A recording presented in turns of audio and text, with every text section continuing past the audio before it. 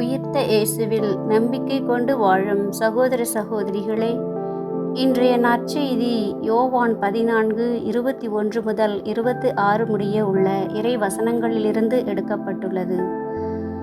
அன்பை அடித்தளமாய் கொண்டு இறை கட்டளைகளுக்கு கீழ்ப்படிந்து வாழ பல்வேறு பாடங்களை சொல்லித் தருகிறது.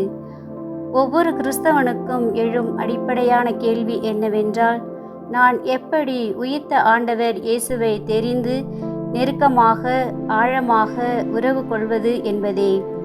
இதற்கான அற்புதமான பதில் எனக்கு கீழ்ப்படிந்து நட என்பதே.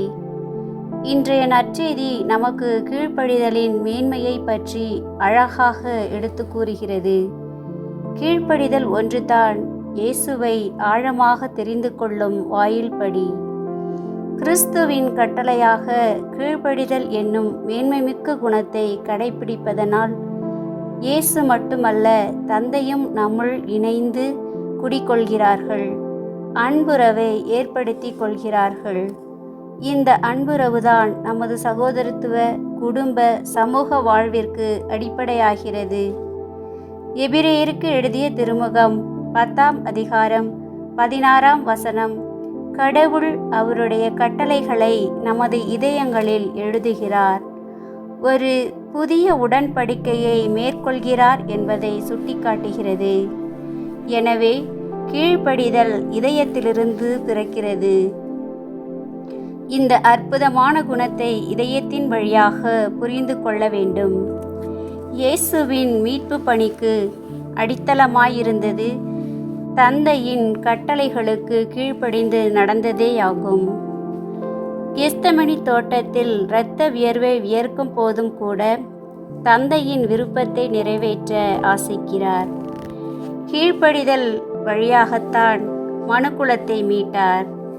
எனவே கட்டளைகளை கடைபிடித்து வாழும் பொழுது கீழ்ப்படிதல் ஒரு ஆழமான தேடலாக இருக்கிறது.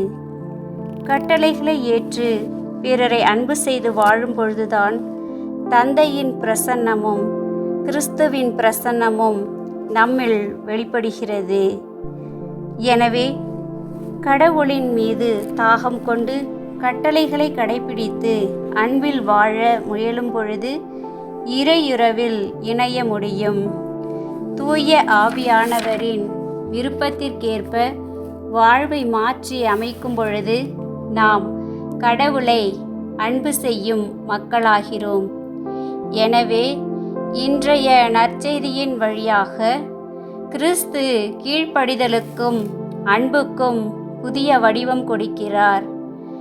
புதிய வடிவம் கொடுத்து நம்மை வாழ வைக்கிறார்.